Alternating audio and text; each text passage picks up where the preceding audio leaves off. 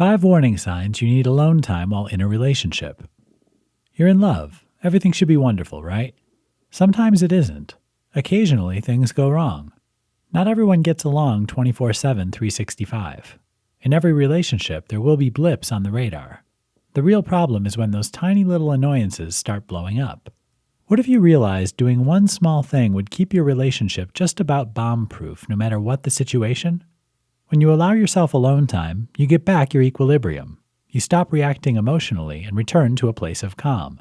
You're able to think and react like a human being and not some crazed creature trying to pick a fight.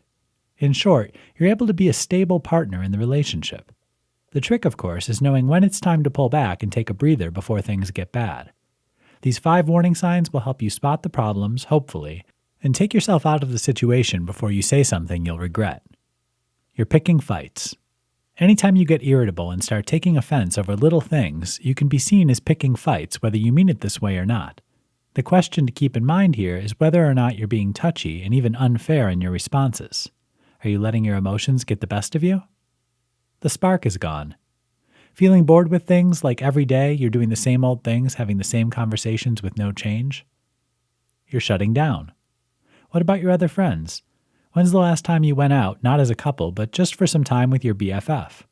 Are you avoiding others or making excuses not to hang out? Are you even avoiding your partner? You're avoiding fun stuff. How do you feel about the things you used to love? Are you taking time for hobbies and other interests? Or have these been set aside and ignored completely? What about the things you and your partner used to do on dates? When's the last time you had an enjoyable night out together? When your partner suggests these activities, what happens? You're not you. Are you even feeling like yourself? This one might be hard to determine on your own.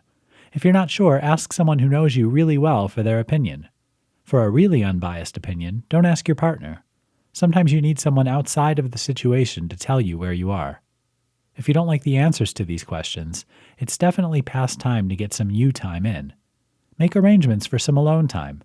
Make sure you keep this date. You need to rest and recharge and come at this again later when you're feeling more like you, which in turn puts you in a better place to enjoy being us again.